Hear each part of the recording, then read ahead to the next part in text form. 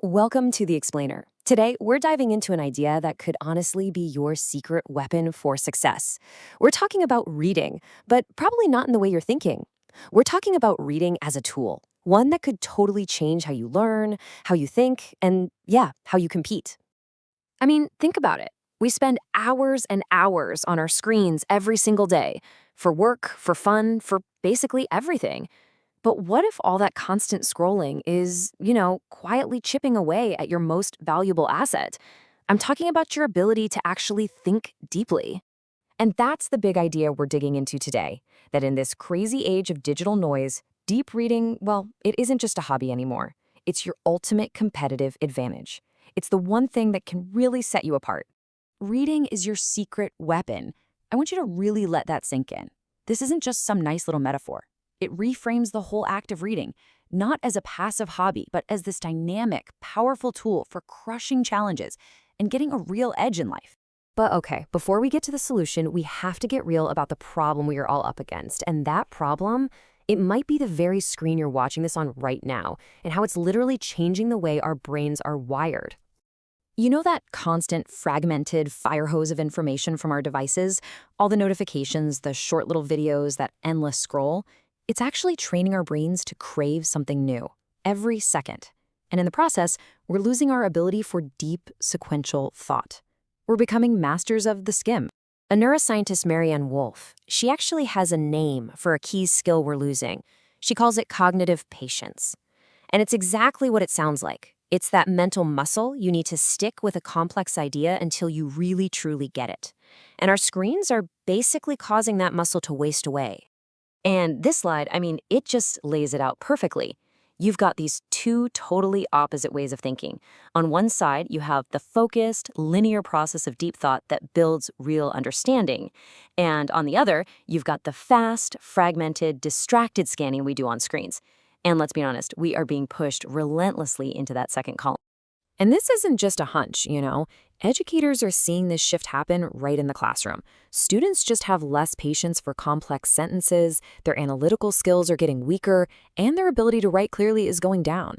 This trend, it's leaving them way less prepared for what's ahead. Okay, but here's the good news.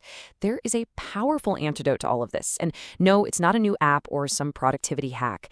It's something ancient, something irreplaceable. The magic of deep reading.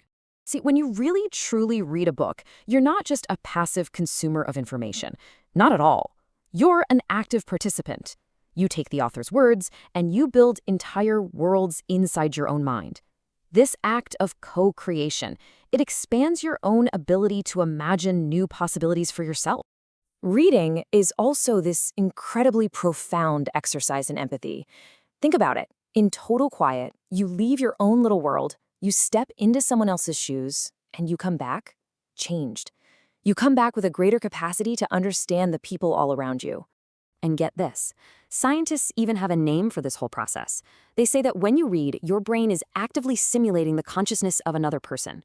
It becomes a kind of moral laboratory where you can safely explore all these complex human emotions and conflicts. It makes you not just smarter, but wiser. So at the end of the day, reading doesn't just show you other worlds, it holds up a mirror to your own. By trying to understand the motivations and the flaws of characters on a page, you end up gaining this incredible insight into yourself. So, okay, we've established that deep reading is the goal, but does it matter how you read? Does the medium make a difference? Well, the source material we're looking at argues that it absolutely does, and the differences between a physical page and a glowing screen are absolutely critical. This table really nails the core argument. A physical book has a geometry, right? You remember where a piece of information was, maybe at the top of the left page or near the end of a chapter. It creates a stable mental map in your brain. A screen, on the other hand, it's just an endless, weightless scroll that practically begs you to skim and is just loaded with distractions. It's actively working against deep understanding. And even AI seems to get this distinction. You can ask an AI for information, facts, data, give me a summary. But for true formation, the development of your intelligence, your perspective, your wisdom, for that, you need books. And all of this, it brings us to a really conscious choice. This isn't just about reading habits, you guys. It's about deciding what kind of thinker you want to be. It's literally about choosing the future of your own mind. The source makes a really bold prediction here. The idea is that as we move into the future, the ability to think deeply, patiently, and critically, the very skills that deep reading builds, that ability will increasingly separate the people who succeed from everyone else. Now, the author puts this in some really stark, unforgettable terms. He says that in the future, those who read deeply will be at the top of what he calls the food chain of humanity, and those who don't will be at the bottom. I know, it's a super provocative image, but it really highlights the stakes here. So maybe it's worth just taking a second to ask yourself, honestly, have you noticed any of these changes in your own head? Is that habit of skimming online, is it starting to bleed into the way you read everything else? Are you finding it a little bit harder to just focus? And this brings us to this amazing paradox. We live in this culture that is obsessed with speed, with life hacks, with getting through things faster. But real intelligence, it's not about speed reading. It's about developing deep understanding through that cognitive patience we were talking about. The smartest, wisest people, they're not the fastest readers. They're the deepest. So the call to action from all this couldn't be simpler.